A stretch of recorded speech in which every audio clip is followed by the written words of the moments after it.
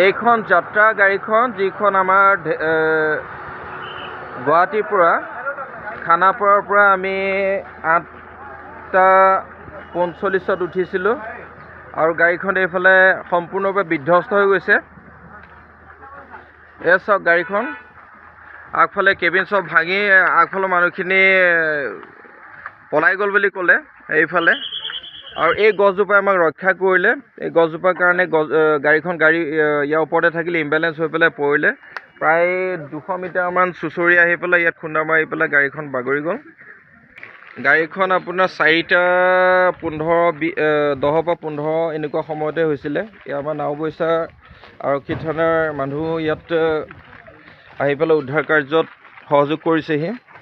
আপোনালোকে গম পালে প্ৰথম ছবিখনতে এজন ঢুকাইছে। বাকীসকলক আমি তামাম চেষ্টা কৰিলোঁ, তেওঁলোকক বচাব নোৱাৰিলোঁ। বহুত কেইজন মানুহ ইনজিঅৰ হৈছে। গাড়ী সম্পূৰ্ণ ফুল অৱস্থাত আছিলে। আৰু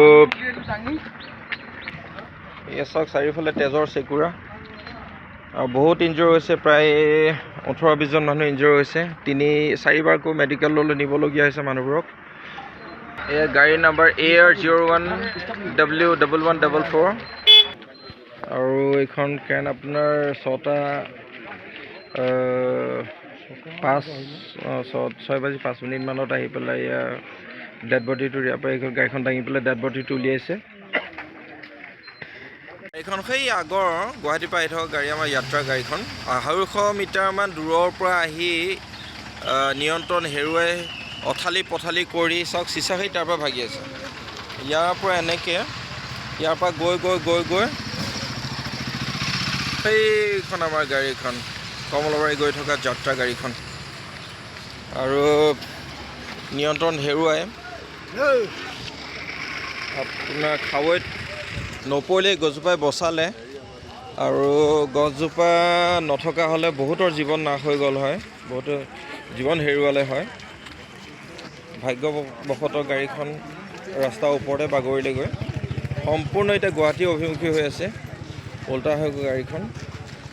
আৰু তেনেকুৱা ঢুকুৱা মানুহজনক বহুত চেষ্টা কৰিলোঁ, তথাপি বচাব নোৱাৰিলোঁ, উঠাব নোৱাৰিলোঁ। মানুহজন চেপা খাই আছিলে কাৰণে।